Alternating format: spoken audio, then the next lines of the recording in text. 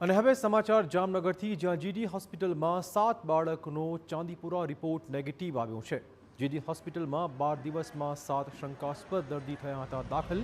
સારવાર દરમિયાન 5 બાળકોના મોત થયા હતા। હાલ સારવાર હેઠળ રહેલા 2 બાળકોની તબિયતમાં સુધારો પણ જોવા મળી રહ્યો છે।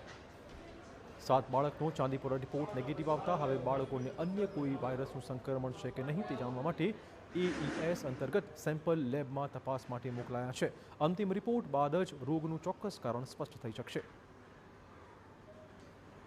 આજે 7 દર્દીઓના જે શંકાસ્પદ લક્ષણો ધરાવતા દર્દીઓના રિપોર્ટ ચાંદીપુરા માટે નેગેટિવ આવ્યા હોવાથી અમે જે એક્યુટ એન્સેફેલાઇટિસ સિન્ડ્રોમ જે એઈએસના આગળ બીજા કયા વાયરસના લીધે આ રોગ થાય છે તેના માટે અમે આગળ ઉપર એ રિપોર્ટ મોકલેલા છે, જેનો રિપોર્ટ અમને ટૂંક સમયમાં પ્રાપ્ત થઈ જશે।